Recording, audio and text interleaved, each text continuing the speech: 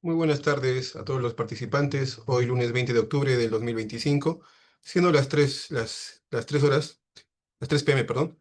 Daremos inicio a la conferencia magistral titulada Infracciones al Código de Protección y Defensa del Consumidor, Procedimiento Administrativo Sancionador en materia de consumo.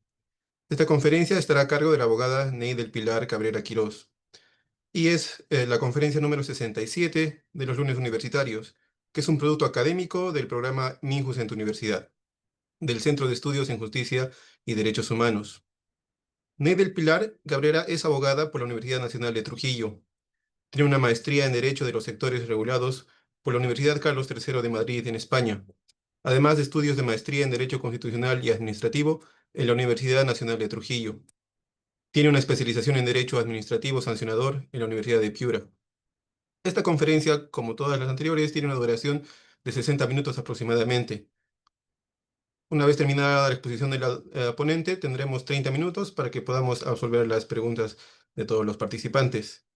Antes de iniciar con la exposición de la doctora, también les recordamos que es necesario que permanezcan al menos 90% del tiempo de duración de esta ponencia, que en promedio suele ser 81 minutos.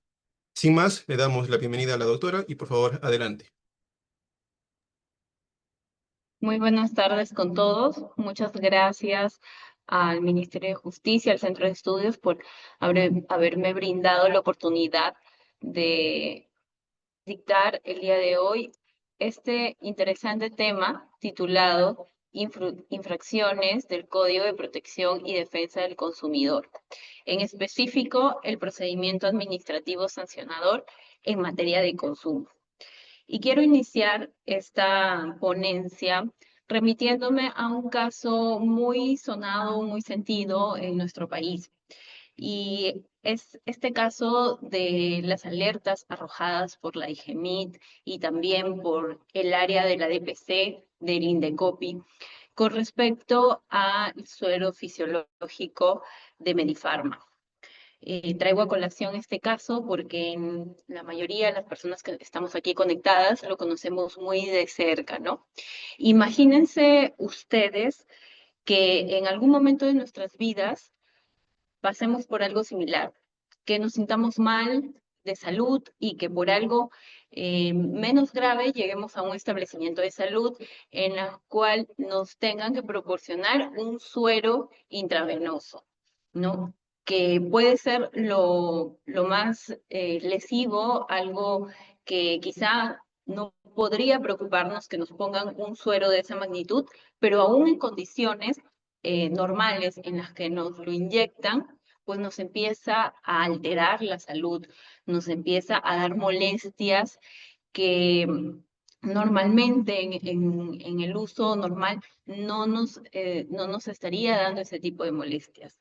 Imagínense ustedes también llegar por una simple infección estomacal y luego esto convertirse en algo más grave como llevarte al coma o como incluso hasta llevarte a la muerte, ¿no? Bien, como lo decía al inicio, este caso arrojó varias alertas. En primer lugar, a Medifarma, para que ellos puedan revisar todos sus lotes y todo su proceso de producción. Luego, una vez intervenida las autoridades administrativas como DIGEMIT e Indecopi, estas autoridades empezaron a recabar toda la información para lograr inmovilizar este producto, para sacarlo del mercado, para que los consumidores no lo utilicen, para que los hospitales no lo sigan adquiriendo y no sigan cobrando vidas. Como bien sabemos, cobró vidas en Cusco, en Trujillo y también en la ciudad de Lima, como por ejemplo en las clínicas Ana, ¿no?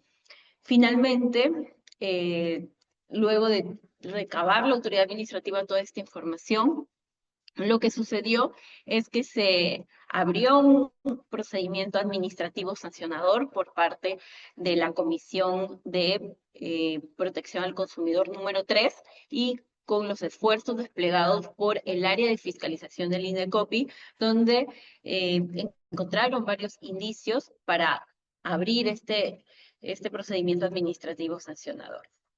Luego de todo el bagaje probatorio, se encontró responsabilidad administrativa para Medifarma. Y es esta tan sonada y reciente resolución emitida por el INDECOPI, la resolución 57-2025 CC3,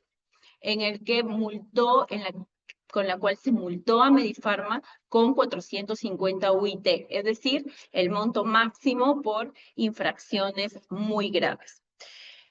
Esta infracción grave se encuentra tipificada en el artículo 25 del Código de Protección y Defensa del Consumidor. ¿Y por qué es que hago alusión a este caso y a todo lo que sucedió en el interín del procedimiento? Porque justamente son estas etapas de inicio a fin hasta la imposición de la multa de lo que vamos a tratar el día de hoy. Es ese paso, ese actuar desde la recolección de toda la investigación por parte de fiscalización, el inicio de un procedimiento sancionador contra Medifarma, el bagaje probatorio reunido, todos los indicios, todas las testimoniales reunidas, los descargos de Medifarma ante el inicio de este procedimiento administrativo sancionador, además la emisión del informe final de instrucción por parte de la Comisión de Protección al Consumidor número 3, hasta finalmente llegar a la emisión de una resolución final, lo que nos da luces de manera global y de manera significativa de que cómo puede ser los pasos a seguir de un procedimiento administrativo sancionador. Por ello es que vamos a tratar en esta ponencia 4 puntos importantes. El primero es cuál es o a qué llamamos un procedimiento administrativo a la luz del TUO de la Ley 27444, para luego inmiscuirnos en lo que es el procedimiento administrativo en materia del consumo a la luz del Código de Protección y Defensa del Consumidor. Pero este no es un procedimiento general, sino que se subdivide en 2 procedimientos, el procedimiento sumarísimo y el procedimiento ordinario, para finalmente indicar cómo es que cierra este procedimiento, si va o no a segunda instancia y cómo se ejecutan todos los mandatos ordenados en estas resoluciones. Ahora bien, el artículo 29 del TUO de la Ley 27444 nos define el procedimiento administrativo en general como un procedimiento que tiene un conjunto de actos y de diligencias tramitadas en entidades administrativas que van a conducir a la emisión de un acto administrativo que refuerza y produce efectos jurídicos, ya sean individuales o individualizables. ¿Para qué? Para generar derecho, para generar obligaciones, para proteger derechos y proteger intereses de todos los administrados. Por eso es que el procedimiento administrativo tipificado en esta norma se divide en 2 clases, el general y el especial. Dentro del general tenemos a los de evaluación previa y de evaluación inmediata, y dentro del especial tenemos al procedimiento administrativo sancionador y al trilateral. Cabe resaltar que el procedimiento administrativo trilateral es uno cuasi jurisdiccional. Es uno que si hacemos un diagrama respecto de esto, nos queda un triángulo. Y es cuasi jurisdiccional porque no hablamos de un proceso judicial en sí mismo, sino que más bien se parece a un proceso judicial, porque nos sumergimos ante un procedimiento donde habrá un reclamante, un reclamado y una autoridad administrativa que hará justicia administrativa y decidirá en estos casos. Por el contrario, un procedimiento administrativo sancionador, como bien lo indica su nombre, será aquel que conduzca a una sanción, será aquel que va a iniciar con el procedimiento, va a iniciar de oficio, va a hacer por propia iniciativa de la autoridad, también por orden de un superior jerárquico, por delegación o incluso hasta por una denuncia que recaba la administración. Y va a culminar con medidas correctivas, con las sanciones y con demás efectos jurídicos que la propia norma interna de la entidad administrativa que va a sancionar va a incoar. Por lo tanto, nos vamos a centrar en el procedimiento administrativo sancionador.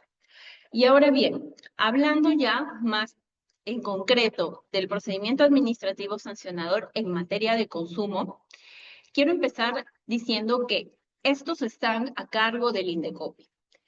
¿Y quién es el INDECOPI?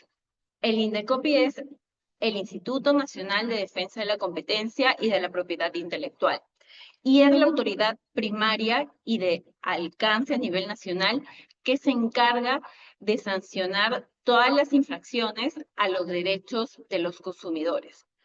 Pero cabe resaltar que no únicamente va a proteger los derechos de los consumidores, sino también va a velar para que los proveedores cumplan con todas sus obligaciones.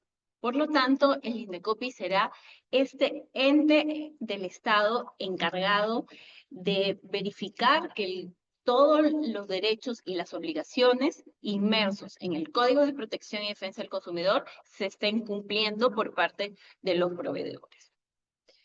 Bien, ahora sí, los procedimientos administrativos a cargo del INDECOPI son dos: los procedimientos sancionadores y también el procedimiento de liquidación de costas y costos.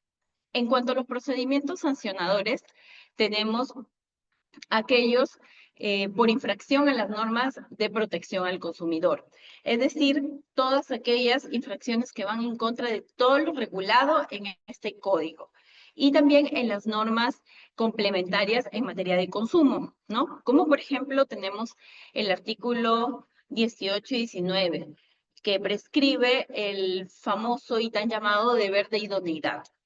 Este deber y derecho, deber para los proveedores y derecho para los consumidores, que se tiene de que nosotros como consumidores recibamos los productos o servicios conforme a lo que nosotros le hemos pedido al consumidor, con las mismas características, la naturaleza, con todo lo que la publicidad, las marcas, el etiquetado y todo conforme lo está promocionando el proveedor, así tal cual nos lo indicó, sea como nosotros lo recibimos.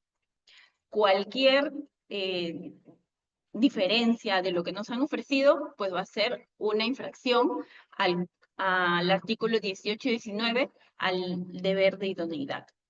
Así también hay otras infracciones, como por ejemplo las que van en contra del artículo 1 y 2 del Código de Protección y Defensa del Consumidor respecto al deber de información, porque es ese deber de todos los proveedores de entregarnos productos con todas las características que nos han informado, en todas las condiciones que nos están informando, y de no omitir información relevante que nos lleve a tomar una adecuada decisión de consumo.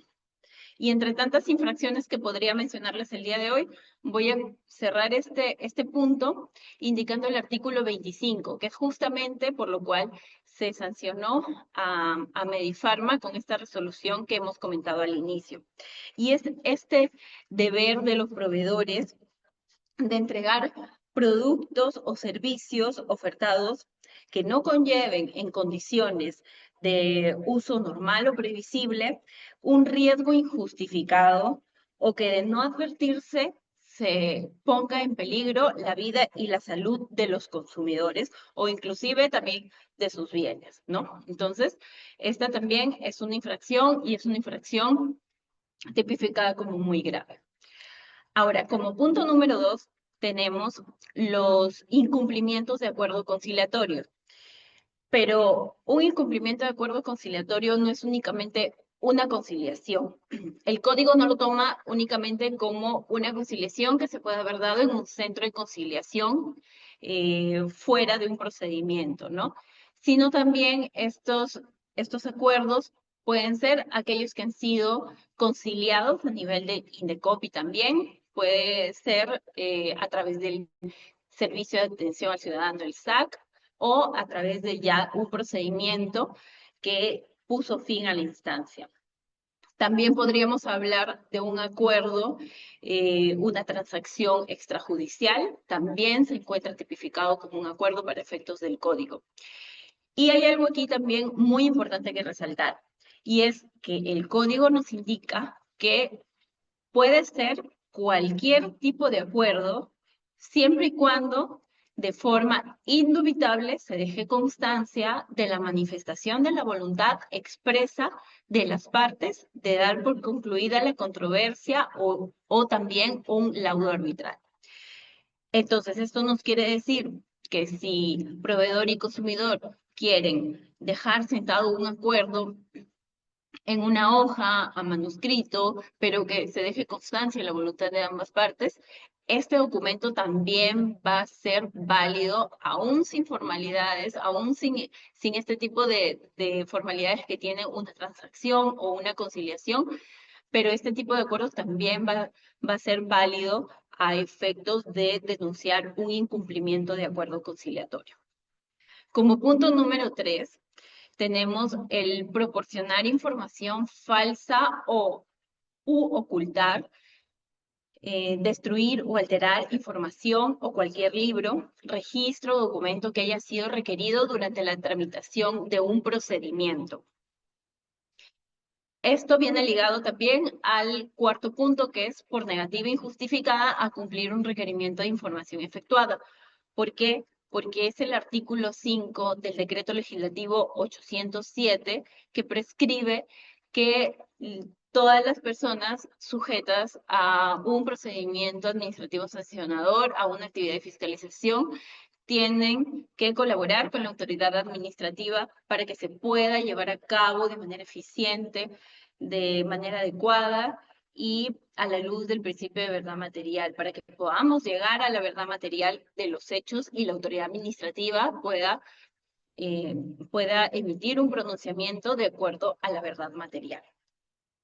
También tenemos los procedimientos sancionadores por denuncia maliciosa, es decir, cuando un consumidor con dolo denuncia a un proveedor sabiendo que no es culpable o no se le puede atribuir cierta infracción, únicamente por sacar un provecho económico o por cualquier tipo de motivo que se pueda suscitar, que se denuncie a un proveedor sin haber infringido algo del código.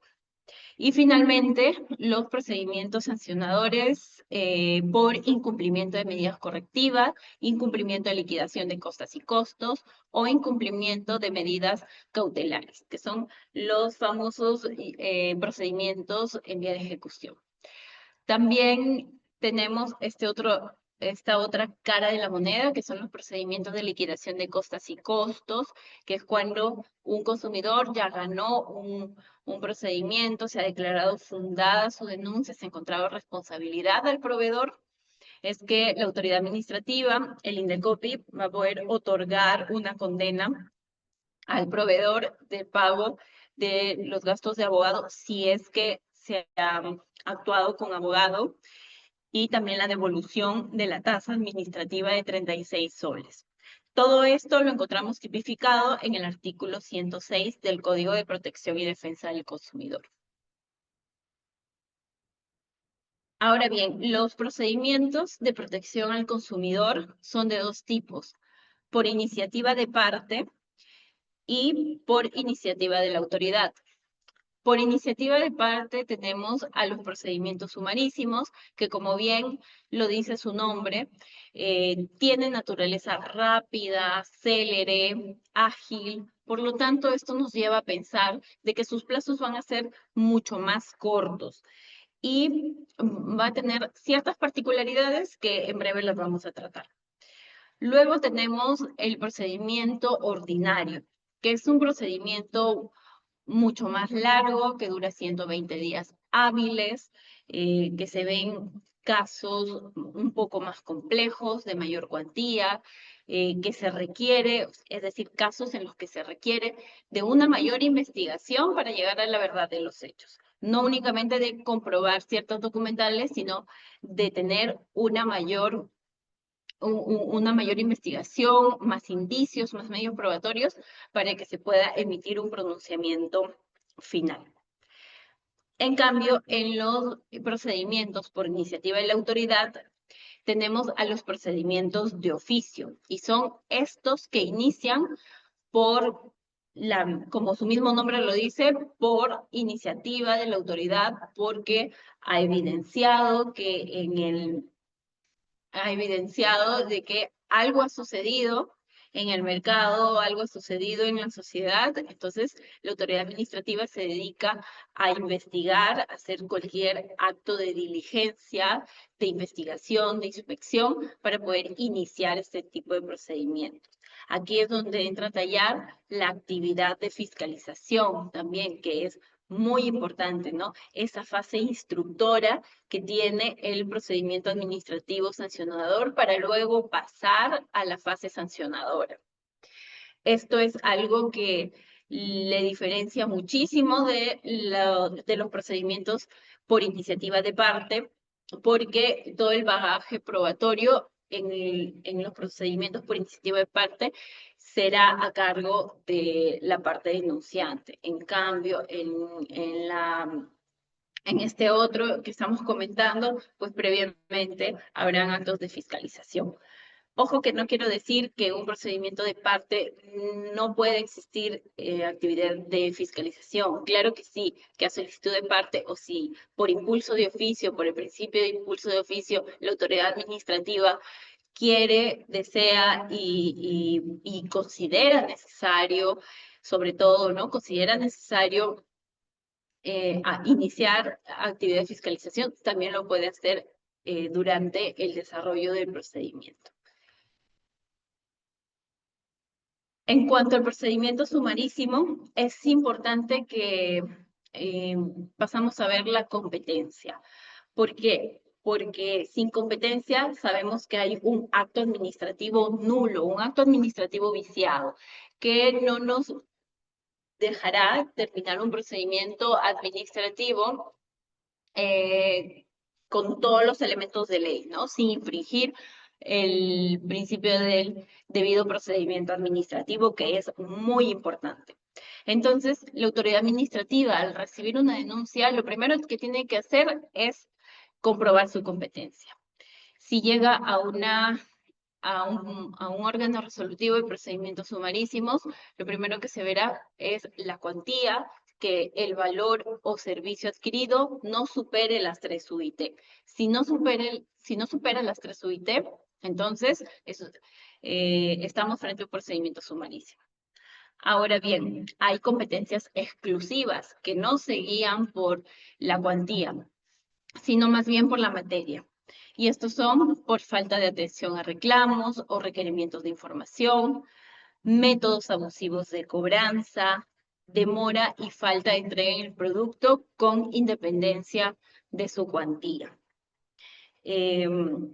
También podemos ver en un procedimiento sumarísimo todos los incumplimientos. Incumplimiento de acuerdo conciliatorio, incumplimiento de medida correctiva, incumplimiento de liquidación de costas y costos y el incumplimiento de medidas cautelares. También lo podemos, se puede ver a través de un procedimiento sumarísimo. Esto versus a lo que sucede con el procedimiento ordinario. Aquí se admiten casos en los que el valor del producto o servicio adquirido, ofertado, supera las 3 UIT o es inapreciable en dinero. Entonces, si el primer requisito de competencia, porque sabemos que hay varios filtros para determinar la competencia, ¿no? Cuantía, materia, territorio también, ¿no? Pero si este primer requisito es satisfecho, pues se queda no supera las 3 UIT, entonces se tramita frente a un procedimiento ordinario. Pero si esto no nos da luces de competencia, entonces podemos ir a la competencia por la materia. Y ahí es donde vamos a ver esta competencia exclusiva, que es por reclamos por productos o sustancias peligrosas, actos de discriminación o trato diferenciado, Y además aquí se ven los procedimientos iniciados por las asociaciones de consumidores. Las asociaciones de consumidores cuando van a defender los intereses colectivos o difusos de los consumidores, ¿no? Intereses colectivos cuando la afectación es para un grupo determinado, o sea, se puede cuantificar ese grupo de consumidores afectados e intereses difusos, que es un grupo en los que no se puede contar, es un grupo indeterminado de consumidores afectados, pero que igual las asociaciones de consumidores pueden velar por esto, ¿no? Puede ser las asociaciones de consumidores o el Indecopi también por iniciativa propia velar por este tipo de intereses. Pero la competencia exclusiva por la materia en cuanto a las asociaciones de consumidores se tramitarán mediante el procedimiento ordinario. Ahora bien, en cuanto a la competencia territorial, tenemos dos casos, para las personas naturales y para las personas jurídicas. Cuando un proveedor es una persona natural y queremos determinar la competencia por el territorio, lo que se verá es el domicilio del denunciado en esos casos, ¿no? El domicilio. Cuando el proveedor es una persona jurídica, se tendrá que determinar a raíz de la sede principal del denunciado. Si la persona natural tiene varios domicilios ante el órgano resolutivo en cuya circunscripción territorial se encuentra, entonces la autoridad administrativa puede tomar cualquiera de estos domicilios para determinar su competencia. Lo mismo sucede en el caso de las personas jurídicas, que si tienen sucursales en otras ciudades, pues también se puede determinar la competencia a raíz del domicilio de estas sucursales, agencias o demás establecimientos declarados ante SUNAT. De ello es que trata la competencia por el territorio. Ahora, las instancias administrativas. En cuanto a esto, tenemos que se trata de primera instancia administrativa para los procedimientos sumarísimos al órgano resolutivo de procedimientos sumarísimos. Esta primera instancia administrativa dura 30 días hábiles contados a partir de la notificación de imputación de cargos. También, si hay varios proveedores, el inicio del procedimiento será desde la notificación de la imputación de cargos al último proveedor que se le notificó. Una vez culminado el procedimiento en un ORPS, que es un órgano resolutivo de procedimientos sumarísimos, se puede apelar esta decisión y la conoce la comisión en segunda instancia. La comisión tiene 30 días hábiles para resolver en estos casos y se cuentan a partir de la notificación que confiere traslado del recurso de apelación al proveedor o al último proveedor si es que son varios los implicados. En cuanto al procedimiento ordinario, primera instancia, se hace cargo la Comisión de Protección al Consumidor, quien tiene un plazo de 120 días hábiles para tramitar todo el expediente. También se contabiliza este plazo a partir de la última notificación al último proveedor denunciado o al único proveedor denunciado, según sea el caso. Esta decisión puede ser recurrida y va a segunda instancia ante la Sala Especializada en Protección al Consumidor, quien también resuelve en el lapso de 120 días hábiles. De igual manera que en el procedimiento sumarísimo, esto se cuenta a partir de la última notificación al proveedor o proveedores afectados. Esto es en cuanto a las instancias. Ahora, tenemos a la vista un flujograma así en resumen, y luego lo vamos a ver más a detalle, de lo que sucede en un procedimiento por iniciativa de parte. Como ya lo hemos indicado, por iniciativa de parte tenemos el procedimiento sumarísimo y el ordinario, o sea, el más cortito y el más largo, ¿no? Dependiendo. Ahora, esto inicia con la calificación de la denuncia. Es decir, el consumidor va a mesa de partes de la institución, ingresa su denuncia, indica a qué órgano quiere que se traslade esta denuncia y el órgano resolutivo verificará los requisitos de forma de la denuncia, que cuente con una tasa administrativa, que el consumidor o la persona que presenta la denuncia sea realmente considerado como un consumidor. Dicho sea de paso, el código admite a todas las personas naturales como consumidores, pero siempre y cuando el producto o servicio que han adquirido sea para uso personal, familiar o social. Excluye todo aquello que se haya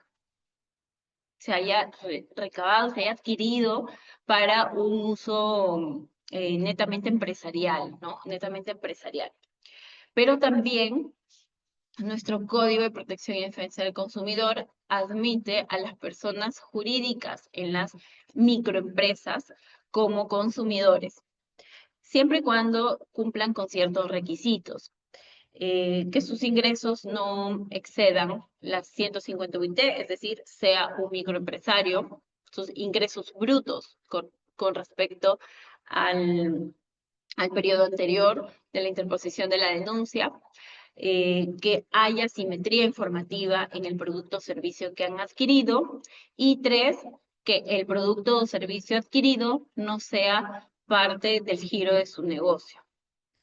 Por lo tanto, se tendrá 2 días hábiles para, eh, para que el consumidor que presentó la denuncia pueda dar todos los requisitos que le puede estar faltando. Por ejemplo, si un microempresario presentó la denuncia y no adjuntó sus ingresos brutos, esta no es una causal de rechazo liminar de la denuncia, sino más bien va a dar paso a que la autoridad administrativa en un plazo de 3 días hábiles emita un requerimiento de subsanación para el consumidor, se le notifique y en 2 días hábiles pueda presentar la información que esté faltando, ¿no?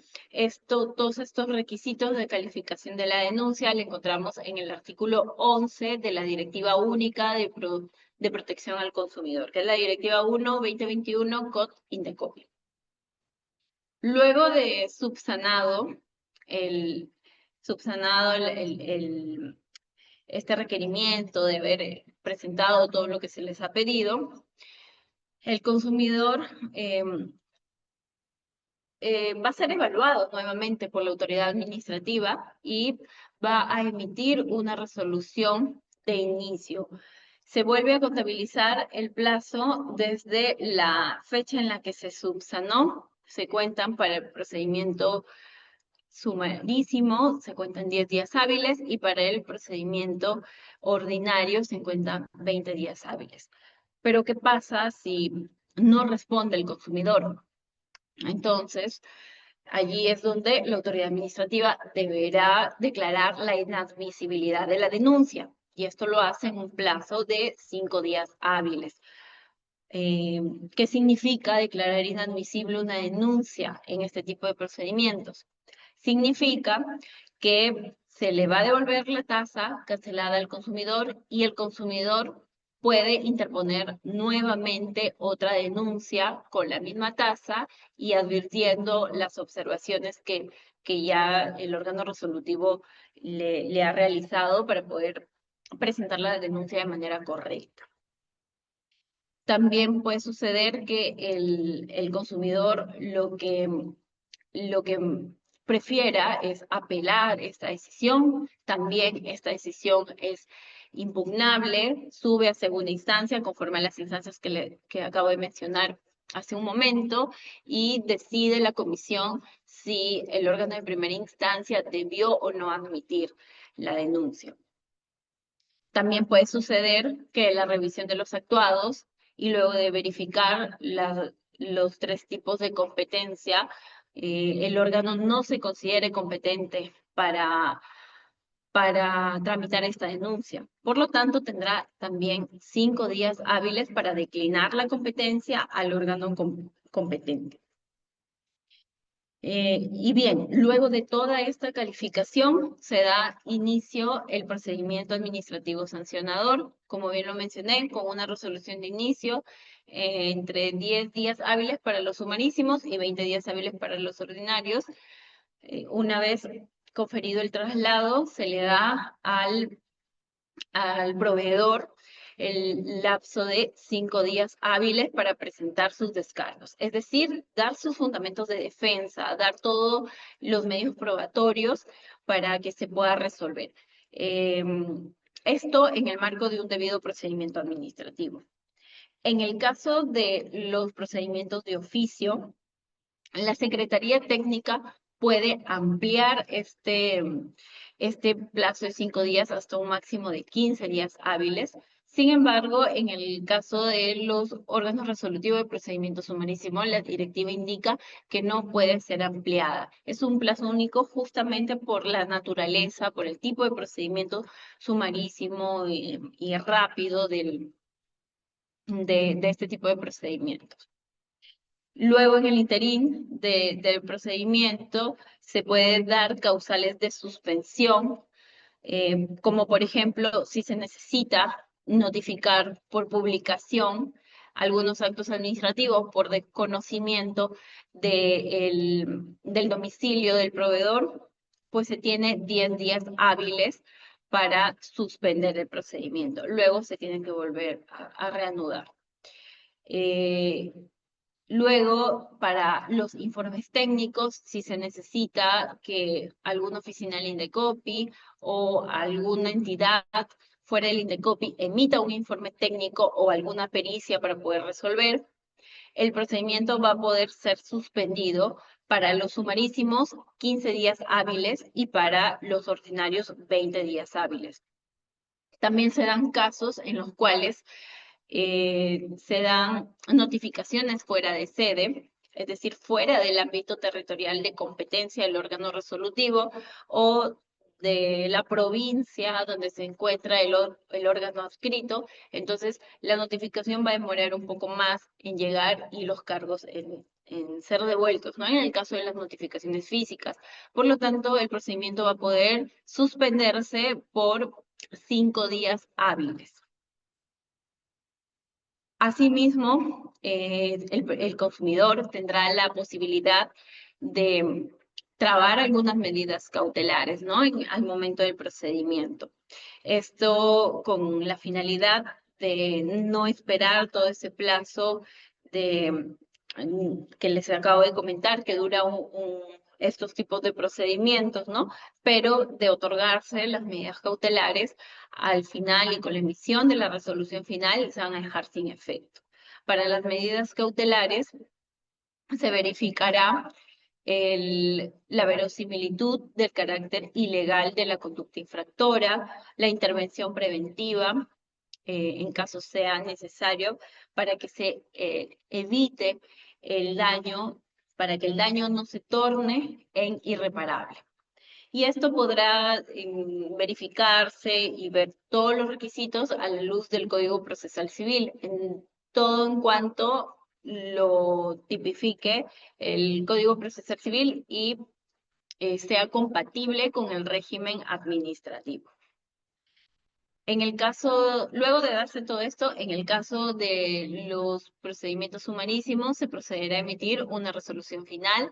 En el caso de los procedimientos ordinarios, la Secretaría Técnica, que es la entidad instructora, puede emitir un informe final de instrucción donde recomienda el pronunciamiento para que luego los colegiados emitan la resolución final en el caso de la Comisión de Protección al Consumidor. La comisión está a cargo, o el ente que decide es un colegiado de 4 miembros y todos deciden ya sea por unanimidad o por mayoría. Pero en el caso de los órganos resolutivos de procedimientos sumarísimos, al ser un órgano unipersonal, quien decide es jefatura, es una única jefatura quien va a decidir. Ahora, también tenemos los procedimientos por iniciativa de la autoridad. El código también tipifica los procedimientos por iniciativa de la autoridad, es decir, estos procedimientos de oficio que no iniciaron por una denuncia de parte, no iniciaron con esta denuncia de parte, ¿no? Aquí ya habíamos hablado en las competencias, únicamente se hace cargo la Comisión de Protección al Consumidor, la comisión competente, y hay una etapa previa, que es esta etapa instructora. Se recaba todo el material probatorio, va a ser a consecuencia del ejercicio de la función de supervisión mediante delegación y tal, y se van a cursar cartas, se van a cursar requerimientos de información al proveedor, se va a recabar toda esa información que se necesita para dar pie a un inicio de procedimiento. Iniciado este procedimiento, al ser ordinario, tendrá un lapso de 120 días hábiles para tramitar todo el procedimiento. También tendrá los 5 días hábiles el proveedor para presentar los descargos y será tal cual lo que acabamos de conversar en un procedimiento por iniciativa de parte. Tendrá esos mismos lapsos, con la diferencia de que aquí va a operar un plazo de caducidad por caso de inacción de la autoridad administrativa. Si hay inacción de la autoridad administrativa durante 9 meses, pues el procedimiento puede solicitarse, se declare caduco. ¿La autoridad administrativa puede ampliar este plazo? Sí, pero mediante una resolución debidamente motivada puede indicar que se amplían las investigaciones por 3 meses más, es decir, hasta un máximo de 12 meses para que el procedimiento no caiga en caducidad.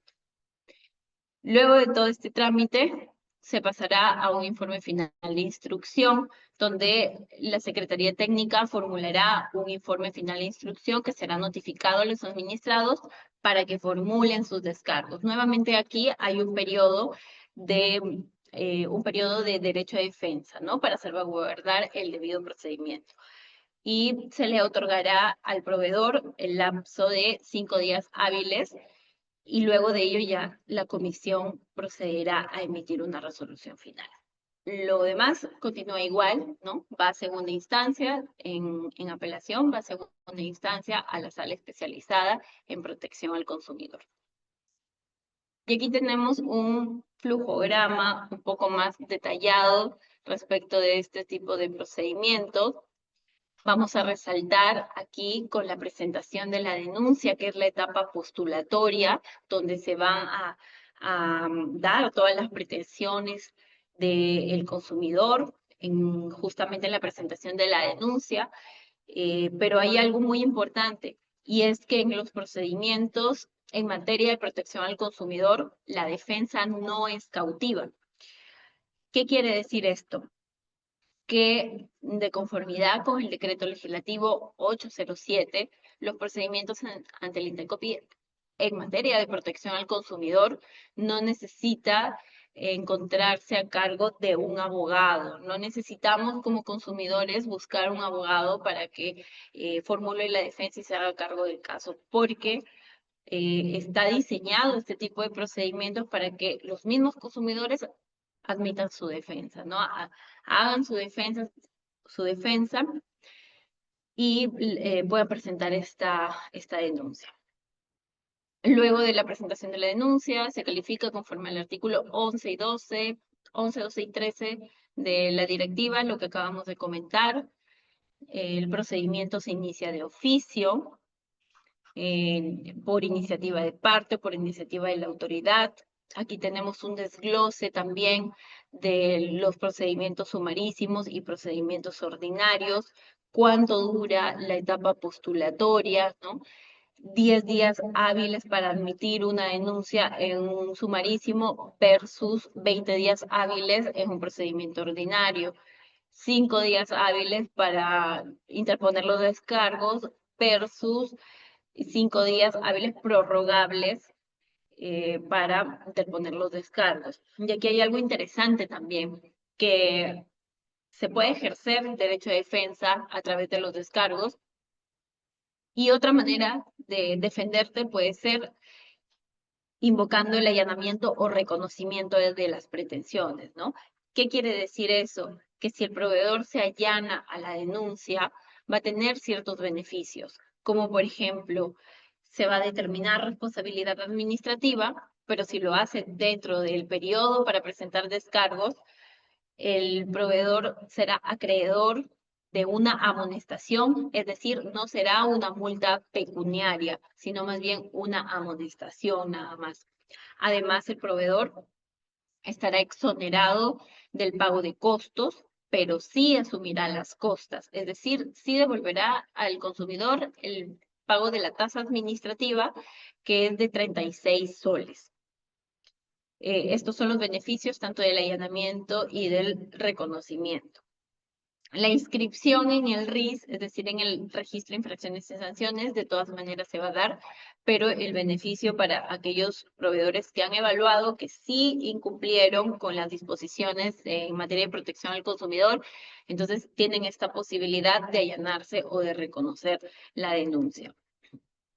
En cuanto al ofrecimiento de medios probatorios, en el procedimiento sumarísimo, como es más rápido, más célere, se admiten únicamente documentales. Estas documentales son las que se encuentran en el artículo 234 del Código Procesal Civil, y en el ordinario, pues, puede ser documentales o más, ¿no? Como pericias, testimoniales, informes técnicos. Se puede actuar mayor baje probatorio debido al plazo que se tiene. Opera la suspensión, como ya lo indicamos, opera la suspensión en cuanto a ciertos puntos, como pedir informes técnicos, notificaciones fuera de sede, notificaciones por publicación. Únicamente va a variar el plazo para el ordinario, que siempre va a ser mayor. Bueno, aquí en la denuncia, que tenemos que ver si es microempresario o no la parte denunciante, y también se ve si el denunciado es microempresario o no. Y esto es muy importante para cuando se ejerce la defensa para los proveedores, ¿no? Porque en caso el proveedor denunciado sea un microempresario, la multa a imponerse será hasta el 10% de sus ingresos. Entonces será hasta un límite del 10% de sus ingresos, lo cual no sucede con las pequeñas o grandes empresas, que son multadas conforme a la calculadora de multas sin tener este tipo de beneficios. Por eso es que es muy importante. Todos estos actos administrativos que se puedan emitir a lo largo del procedimiento se podrán notificar dentro de los 10 días hábiles siguientes a la emisión del acto administrativo, y esto lo encuentran tipificado en la Directiva 2/2022 del INDECOPI.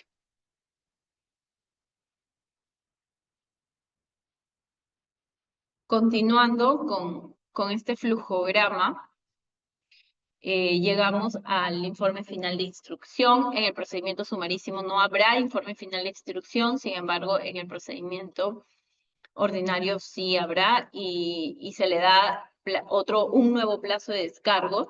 Este informe final de instrucción también es muy importante ser respondido por los proveedores, porque ya es una recomendación hacia el colegiado de cómo es que debería salir la resolución final.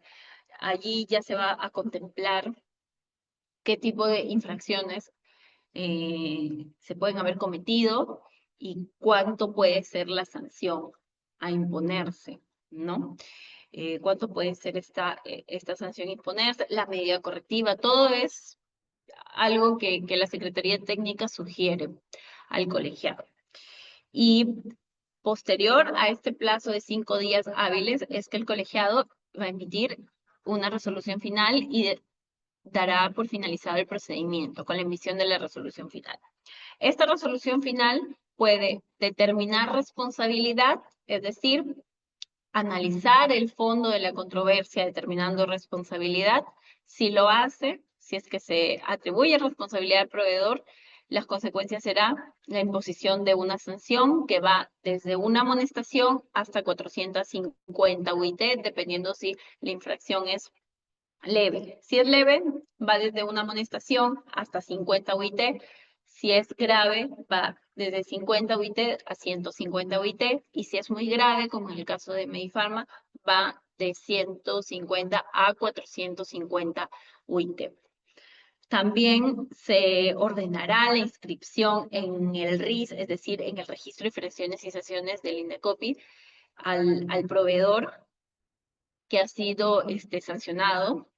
Esto sirve para que nosotros como consumidores, si queremos adoptar alguna decisión de consumo, ingresemos a la página web del INDECOPI, podemos colocar en Google, mira quién le compras, y allí colocar el RUC del proveedor con el cual consideras que quieres comprarle, no sé, algún inmueble, algún producto, algún servicio, y ver si tienen sanciones y de qué tipo, ¿no? Para que más o menos el consumidor se vaya haciendo luces de a qué se está exponiendo al contratar con ese proveedor.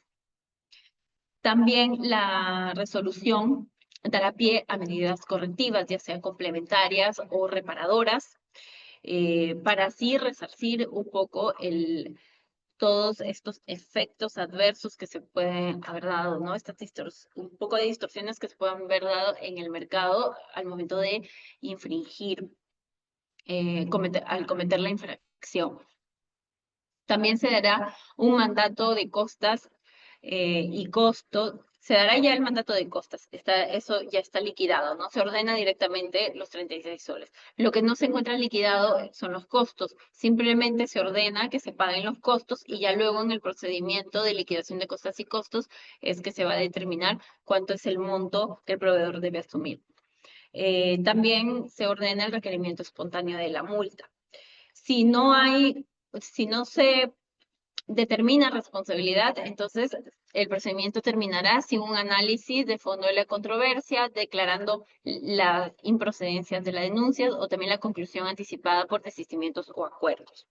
Esta resolución final es impugnable.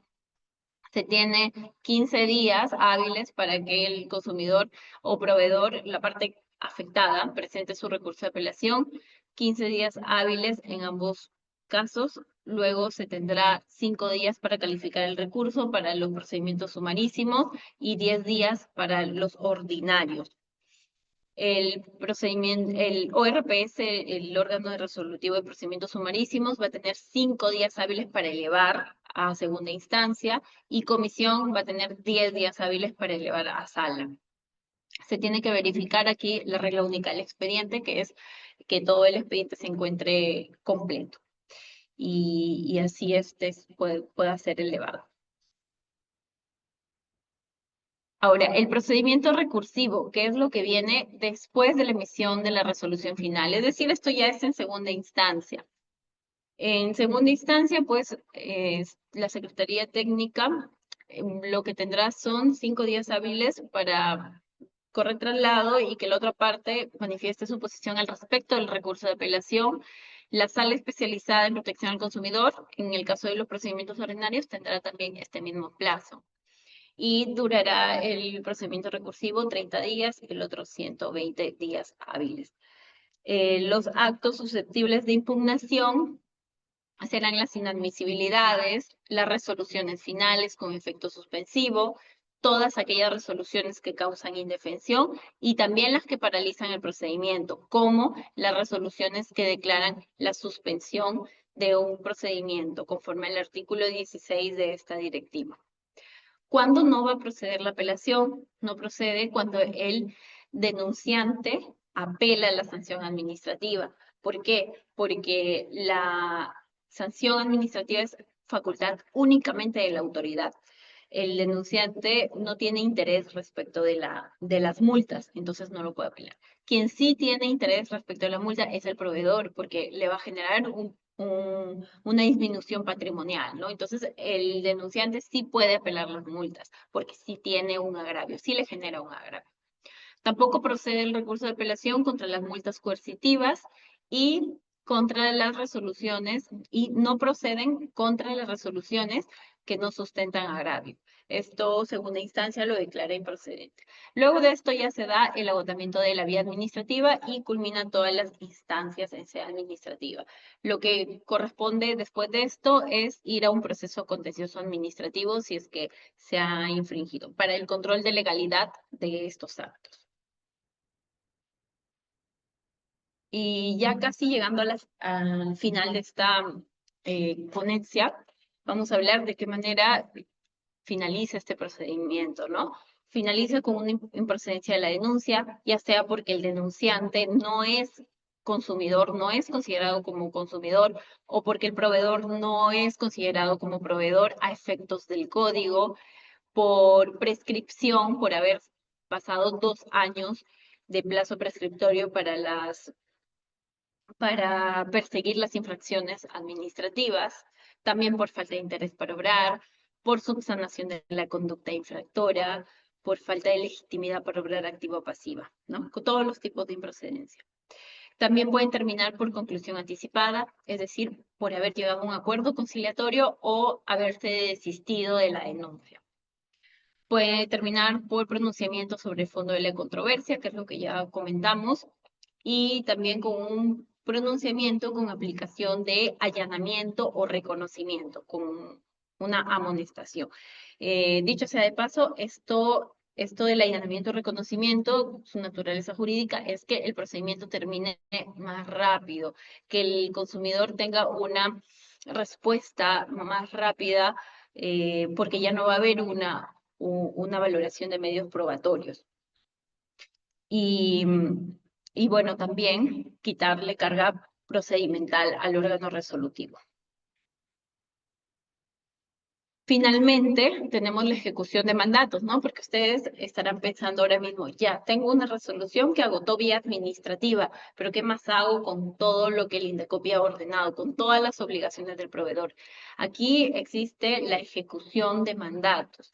Se tiene que iniciar un nuevo procedimiento por incumplimiento de medida correctiva en caso no se haya cumplido con la medida correctiva, por el incumplimiento del pago de costas, y también se procede a solicitar la liquidación de costas y costos cumpliendo con todos los requisitos. Muy brevemente, estos requisitos de liquidación de costos se encuentran en la Directiva 1/2015, perdón, 1/2015, y los requisitos mínimos son que se presenten en el mismo expediente, que se adjunte en el recibo por honorarios y que se presente una bancarización. La bancarización ahora por la ley de bancarización es hasta un tope de 2.000 soles. Cuantías que excedan los 2.000 soles ya necesitan este documento que sustente el depósito. También el pago del impuesto a la renta o la suspensión del impuesto a la renta, que sea por lo menos un día antes, que haya sido ejercido un día antes de la emisión del recibo por honorarios, y finalmente cancelar una tasa administrativa de 36 soles.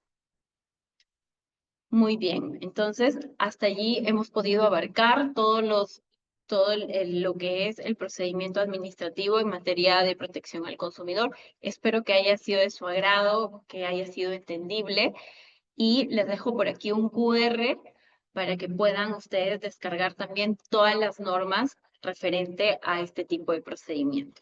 Muchas gracias. Muchas gracias a la abogada Dani Cabrera. Ha sido una exposición muy, muy interesante. De hecho, el tema es un tema que muchas personas nos han estado pidiendo durante las semanas, así que le damos muchas gracias por la ponencia. Vamos a pasar a la segunda parte de esta sesión, que sería lo de las preguntas y respuestas. Tenemos en la parte inferior, doctora, algunas preguntas de los participantes. No sé si las puede observar. En el chat. No, el chat está a un costado. Aparte, tenemos una caja de preguntas y respuestas. Normalmente se encuentra en la parte inferior. Sí, ya lo Ok, ubiqué. perfecto. Entonces, vamos a proceder a responderlas y también invitamos a los participantes que todavía pueden escribir sus dudas en esta caja de preguntas y respuestas. Adelante, doctor. Ya, muy bien. Tenemos aquí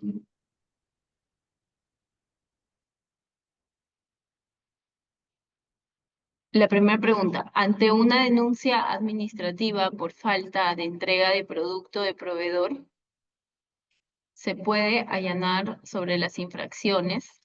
Indecopy acepta el allanamiento y cómo queda el cliente por los daños. Bien, estos son los efectos del allanamiento, ¿no? Muchas gracias, Tomás, por la pregunta. Nos da pie a hablar un poquito más del allanamiento, que no lo habíamos abarcado mucho durante la exposición, pero en este tipo de infracciones sí es posible que se presente el allanamiento y pues el beneficio para el proveedor será que la sanción no sea pecuniaria, sea más bien una amonestación. Ahora, de cara al consumidor, también hay beneficios. ¿Por qué? Porque se estaría aceptando la medida correctiva eh, que en consecuencia por este tipo de infracción debería ser la entrega del producto al consumidor. Entonces, automáticamente el Intercopy se encuentra obligado a eh, ordenar la entrega del producto. Esto. Ahora, con respecto a los daños, el procedimiento administrativo en materia de consumo no acepta un tipo de indemnización. Aquí no se va a indemnizar a ningún consumidor. Eso ya se puede hacer a partir de un proceso judicial. Pero el beneficio, como te indico, Tomás, es que se le dicte como medida correctiva al consumidor que se le entregue este producto que está faltando. Bien, ahora vamos con otra pregunta. ¿Puede Indecopy tardar más de 10 meses en calificar el admisorio de la denuncia administrativa? No, no, no puede porque hay ya unos plazos establecidos, ¿no? Ya como lo hemos visto, hay plazos para la calificación, hay plazos para la emisión de la resolución de la resolución de inicio, hay plazos para derivar competencia, ¿no? Hay todos estos plazos que hemos conversado y que deben cumplirse, ¿no? En caso de exista algún incumplimiento, pues existe un procedimiento que se llama queja por defecto de tramitación, por lo cual como consumidores podemos presentar esta queja para que el superior jerárquico ordene que se subsane este defecto, ¿no? Eso es lo que procedería.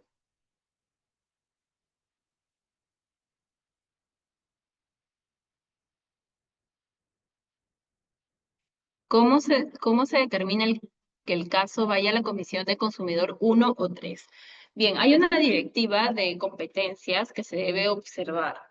La comisión número 1 se encuentra vinculada a casos en materia de bancario o financiero. Entonces, cualquier tipo de casos en bancario y financiero, sectores bancario y financiero, va por competencia, por la materia a comisión número 1. En cambio, la comisión número 3 son únicamente para procedimientos de oficio, es decir, procedimientos por iniciativa de la autoridad. Allí se trabaja de la mano con la Dirección de Fiscalización y se trata de proteger los intereses colectivos o difusos, ¿no? Ahora, la Comisión de Protección número 2 son todos aquellos casos que no se encuentran dentro de bancario ni tampoco dentro de los procedimientos de oficio, ¿no? Son estos casos eh, de idoneidad, ¿no? Por ejemplo, transportes, otros sectores regulados, ¿no? Como transportes, educativo, todo lo que tiene que ver con retail, etcétera, etcétera. La siguiente pregunta es, ¿qué pasa cuando se incumple una medida cautelar? Pues existe existe este procedimiento de incumplimiento de medidas cautelares, ¿no? El consumidor puede denunciar este incumplimiento para que el proveedor sea sancionado por el incumplimiento de la medida cautelar. Si es un procedimiento de oficio, la misma autoridad administrativa es quien va a hacer los requerimientos necesarios para poder acreditar que esto se haya cumplido y luego imponer las sanciones correspondientes. Entonces, esto sí es algo muy delicado, no cumplir con una medida cautelar porque es sancionable.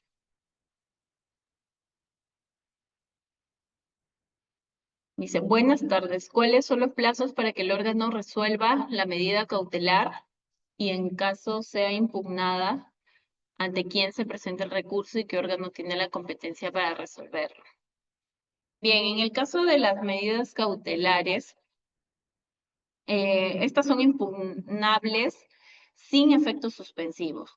No es como las resoluciones finales, que allí sí se suspenden los efectos, no se puede cobrar sanciones, no se puede exigir el cumplimiento de una medida correctiva.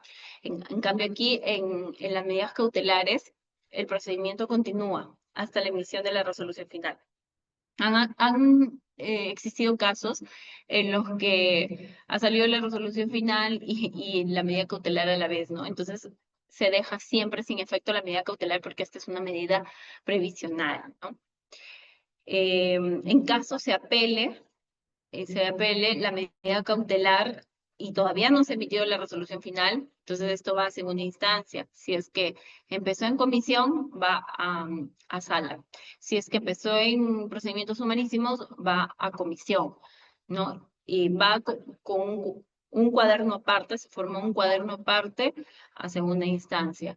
Pero, como indiqué, esto está supeditado también al pronunciamiento final, en tanto no se haya resuelto el final. Tienen publicado casos de denuncias contra bancos en los casos de las tarjetas de crédito. El Indecopi tiene un portal de resoluciones donde todos los órganos resolutivos publican todas las resoluciones que emiten. Entonces, ahí a partir de este portal se puede tomar conocimiento de ello. O también en esta plataforma que mencioné en la exposición, que se llama Mira quién le compras.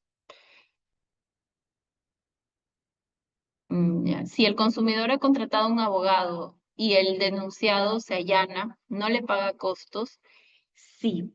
Lamentablemente eso es lo que dice la norma, ¿no? En caso de allanamiento, así haya sido un abogado, de todas maneras, uno de estos efectos es que no se paga los costos, no se va a pagar abogado. Entonces, esa sería como que la única desventaja si es que vas con abogado.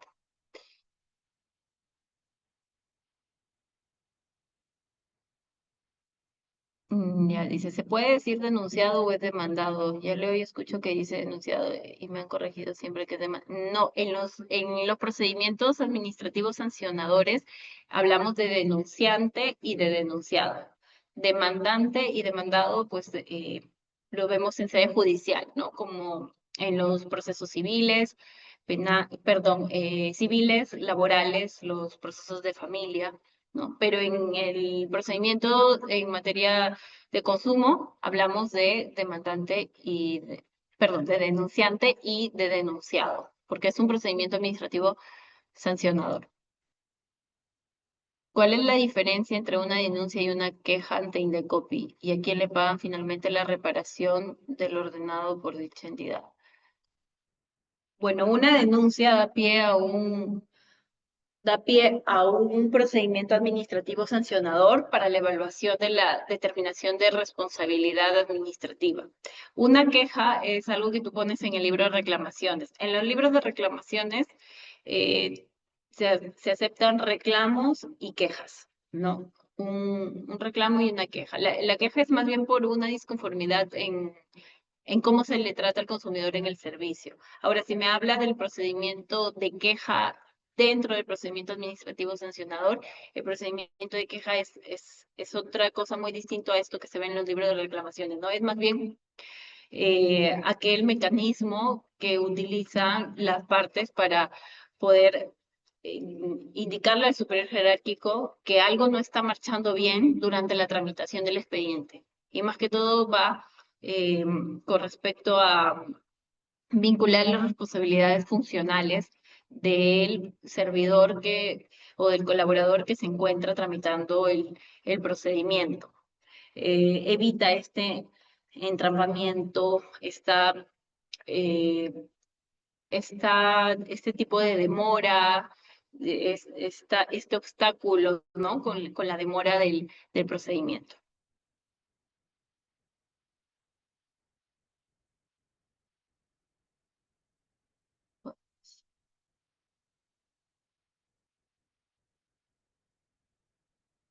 Para la liquidación de costos de costas y costos del procedimiento sancionador, se requiere que la responsabilidad administrativa quede consentida y o firme. Sí, es un requisito indispensable que quede consentida o firme el, el pronunciamiento, ¿no? Que no se encuentre en apelación, que no quede. Todo tiene que estar zanjado para mayor seguridad jurídica, ¿no? En caso no haya quedado la resolución con sentido firme, entonces esto puede ser causal de improcedencia de la liquidación, lo cual que no impide que luego lo pidas, ¿no? Si te lo rechazan en ese momento, puedes luego esperar a que termine la segunda instancia y volver a presentar tu solicitud.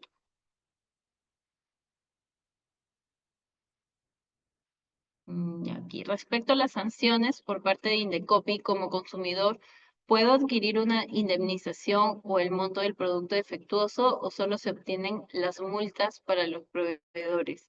No trae consigo este procedimiento una indemnización. Las indemnizaciones se piden sede judicial. Una vez que se obtiene una resolución de sanción, esto te ayuda a probar un tipo de daño en sede judicial, pero no es que en este tipo de procedimientos vas a obtener una indemnización, más bien vas a obtener una medida correctiva.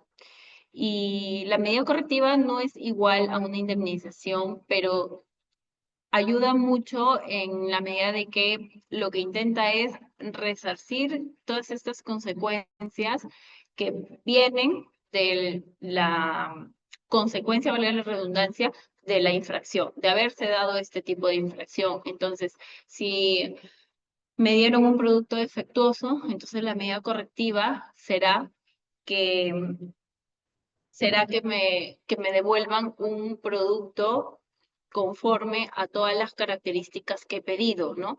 O que se me repare el producto o que se me devuelva el dinero por haber comprado este producto defectuoso, ¿no? En ese sentido irán las medidas correctivas, pero no es una indemnización en los términos de un concepto civil.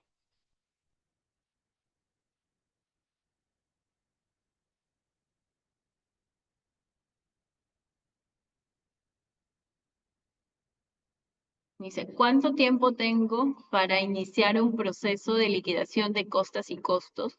Es decir, gané el caso ante Indecopi y dejé el tema de la liquidación en el aire. Hay un plazo para presentar esa liquidación, así como el plazo para interponer denuncias ante Indecopi es 2 años. ¿Hay base normativa en cuanto a ese plazo de la liquidación? Sí, sí tiene un plazo prescriptorio la liquidación de costas y costos y es de 10 años. No lo encontramos en el código, pero sí lo encontramos en el Código Procesal Civil. Es catalogado como una acción personal. Si mal no recuerdo ahora mismo es el artículo 2001 del Código Procesal Civil como acciones personales. 10 años para prescribir acciones personales.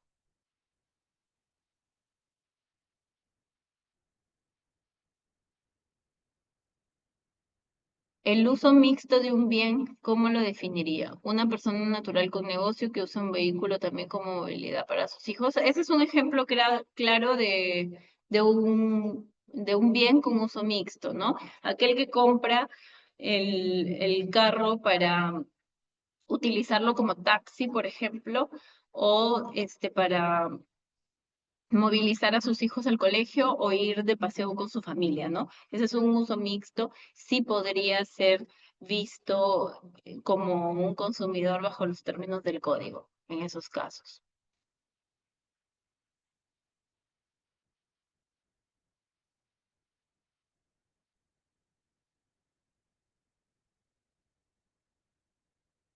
Dice la siguiente pregunta.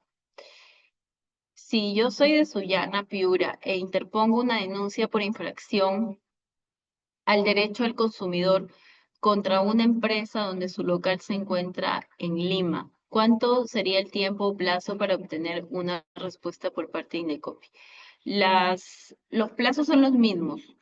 Los que prescribe la directiva, los que acabo de decir, son para todos los órganos resolutivos. Ahora, si el proveedor, si tú eres de Sullana y el proveedor tiene el local en Lima, podríamos ver si es que el establecimiento principal es en Lima, puedes acudir a sus establecimientos anexos, ¿no? A sus sucursales.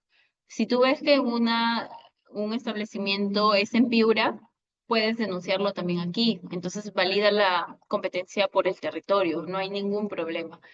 Pero si su domicilio principal es en Lima, y solamente tiene ese domicilio, entonces sí habría que denunciar ante Lima. Pero bueno, ahora con la virtualidad todo es más fácil, ¿no? Porque no es necesario que el consumidor acuda hasta Lima, sino puede preparar su denuncia y lo ingresa por mesa de partes virtual, sin problema. Si el proveedor cambió de domicilio fiscal, pero no actualizó ante SUNAT, ¿cómo se notifica al proveedor? Bueno, la directiva de notificaciones lo que establece es que se tiene que notificar al domicilio SUNAT.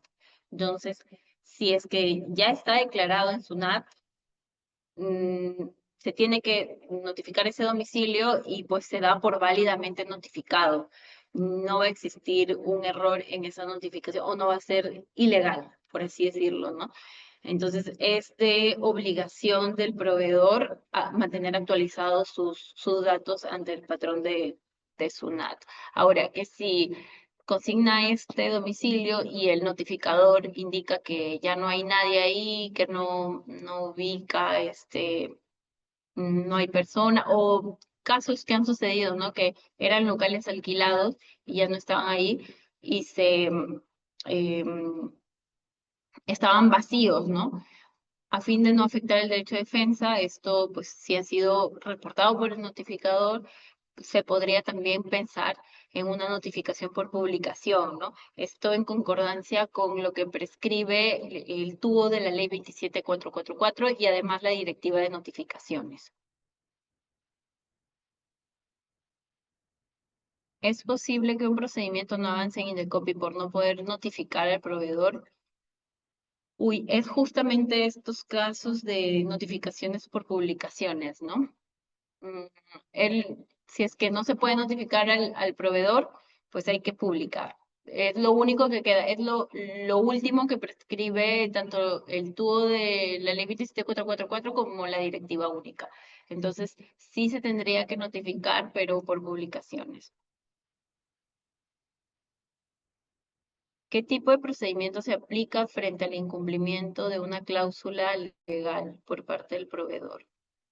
Bueno, entiendo que se refiere a las cláusulas abusivas. Incumplimiento de una cláusula, ya, incumplimiento de una cláusula legal.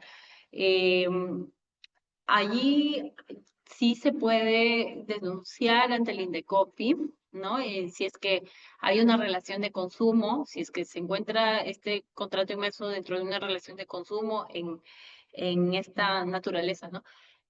Sí se puede denunciar, hay artículos específicos para ello y pues se tendría que verificar la competencia, la cuantía, se tendría que ver, ¿no? Se necesitarían más datos para verificar ello, pero sí es posible que si se encuentra dentro de una relación de consumo, se emite este contrato y lo demás, que se denuncie ante el INDECOPI.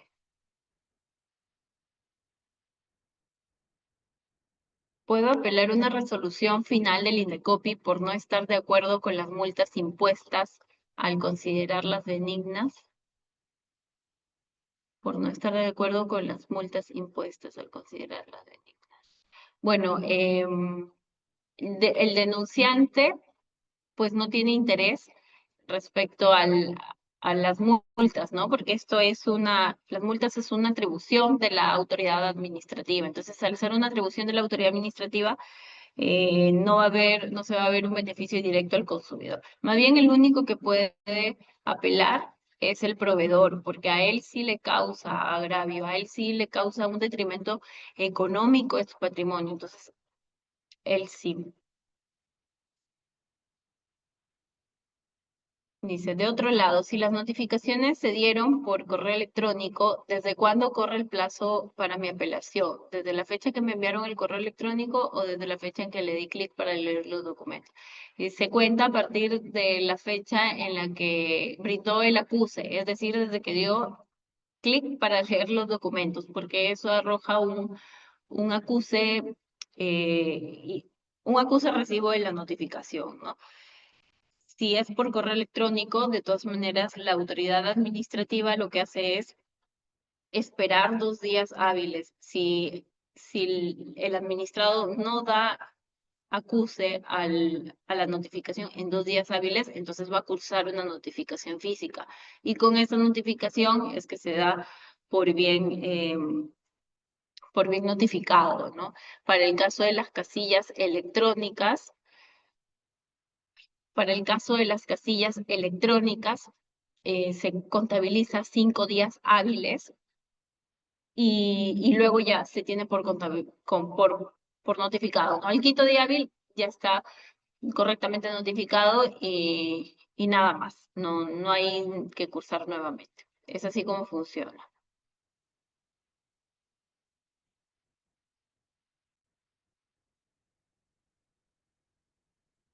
Y se podría decirme que estos hechos que vulneran la salud del consumidor y si es fraudulenta, se le abre una denuncia penal. Sí podría ir, eh, eh, por un lado, el proceso penal y por otro lado, esta infracción, ¿no? Porque los bienes jurídicos protegidos son distintos.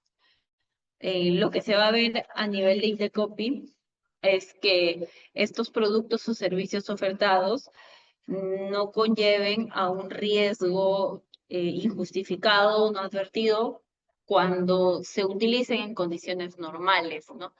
En cambio, en una denuncia penal se puede ver otro tipo de bien jurídico, como por ejemplo la vida, la salud, eh, de distinta manera, ¿no? De distinta manera ver la responsabilidad administrativa.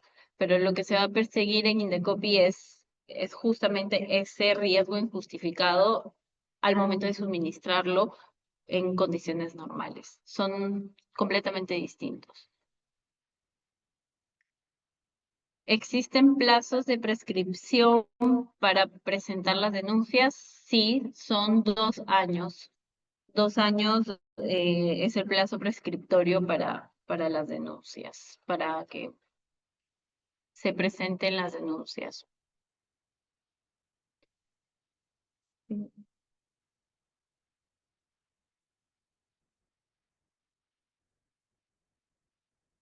Constituye una infracción al Código de Protección y Defensa del Consumidor que un proveedor no informe de manera clara y veraz las condiciones de una promoción antes de realizar la venta completamente, ¿no? Es una infracción al, al deber de información, al artículo 2, que es el de información relevante, ¿no? Uno y dos, eh, los cuales le dan el derecho al consumidor de recibir esta información clara, veraz, oportuna, ¿no? Y también una obligación del proveedor de entregársela en esas condiciones al consumidor.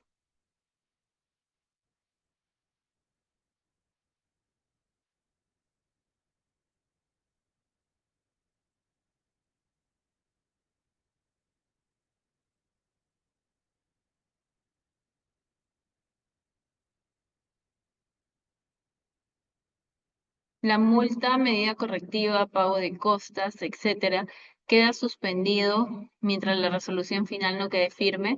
Me refiero a la resolución final del órgano resolutivo de procedimientos humanísimos. Sí, eh, tanto en procedimientos humanísimos como en ordinarios, cuando se apela la resolución final, esté sin efectos suspensivos.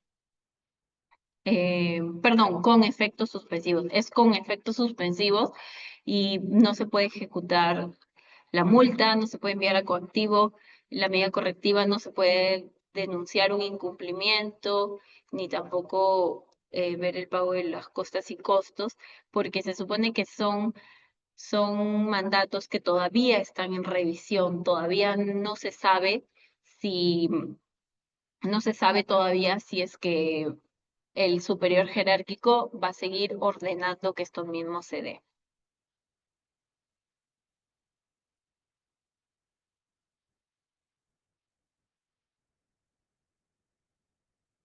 Creo que ya están todos.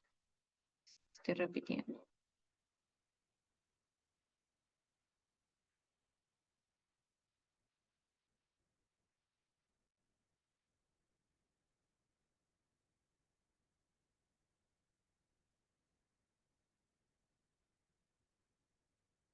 Si el proveedor es de otro país, también se puede denunciar también se pueden denunciar a proveedores extranjeros.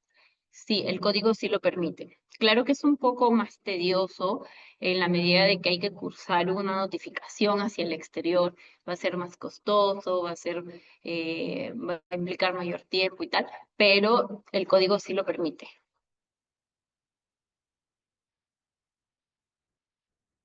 ¿Por qué cuando hago un reclamo en libre de reclamaciones no me dan la solución inmediata, pero cuando es una sanción, cómo sería? Bueno, eso ya es a discreción del proveedor, ¿no? Cada estrategia, no sé qué hacen ellos, ¿no? Pero lo que yo he visto en mi calidad de consumidora es que, bueno, los reclamos siempre funcionan, ¿no? Porque le dan luces al proveedor de que estás informado del procedimiento y que puedes llegar a denunciarlo.